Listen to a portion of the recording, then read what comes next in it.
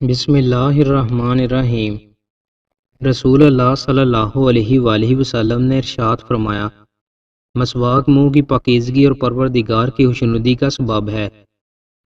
رسول اللہ صلی اللہ علیہ وآلہ وسلم نے ارشاد فرمایا، ہمارے اور منافقوں کے درمیان جو فرق کرنے والا عہد ہے وہ نماز ہے، تو جو اسے چھوڑ دے گا کافر ہو جائے گا۔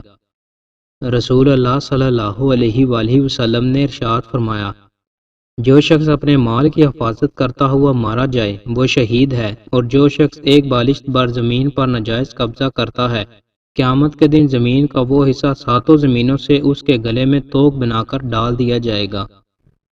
رسول اللہ صلی اللہ علیہ وآلہ وسلم نے ارشاد فرمایا، میں تمہیں جس چیز کا حکم دوں اسے مانو، اور جس چیز سے روک دوں اس سے رک جاؤ۔ رسول اللہ صلی اللہ علیہ وآلہ وسلم نے ارشاد فرمایا، چھوٹا بڑے کو سلام کرے، گزرنے والا بیٹھنے والے کو سلام کرے، اور چھوٹی جماعت بڑی جماعت کو پہلے سلام کرے۔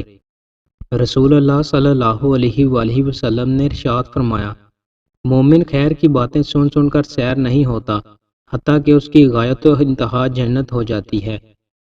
رسول اللہ صلی اللہ علیہ وآلہ وسلم نے ارشاد فرمایا، قسم اس ذات کی جس کے ہاتھ میں میری جان ہے، البتہ مومن کا ناحق قتل اللہ تعالیٰ کے ہاں ساری دنیا کی تباہی سے زیادہ ہولناک ہے۔